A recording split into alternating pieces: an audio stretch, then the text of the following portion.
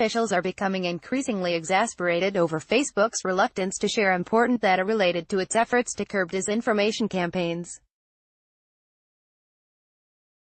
With elections to the European Parliament due in late May, EU officials are concerned about the likelihood of external interference in the democratic process, following disinformation campaigns intended to manipulate the 2016 US presidential election, Brexit referendum and other recent democratic events. National elections in Belgium, Denmark, Finland, Poland, Portugal, Ukraine and other member states are due in the coming months.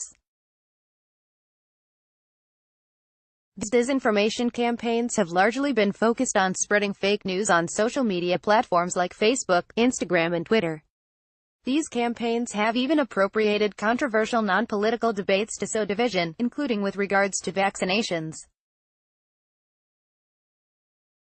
The EU has not yet resorted to regulation to curb the spread of disinformation online, instead brokering a voluntary agreement with social media platforms. The Code of Conduct obliges companies to limit revenue streams for accounts and websites found to be deliberately producing fake news, as well as taking action to remove fake accounts and bots, promote reliable news sources and provide tools to make political advertising more transparent. Facebook, Google and Twitter all signed the Code of Conduct in October 2018. The European Commission, the executive branch of the EU, is laying out a second monthly update on progress made by signatories to the voluntary agreement. While all signatories should be making greater efforts, the Commission is understood to be singling out Facebook for failing to provide complete data to prove that it is taking its responsibility to combat disinformation on its platform seriously. The Commission has also complained that despite Facebook's pledges and its considerable resources, the company has so far only established groups of fact-checkers in 8 of the current 28 EU member states. An EU source told The Guardian that Facebook had only provided patchy data and that it is very difficult for us to see if they are doing what they should be doing. The commissioners revealed that Facebook had not shared any information about its actions in January on efforts to disrupt revenue streams for fake news sources on the platform, or to improve transparency with regards to advertising placement.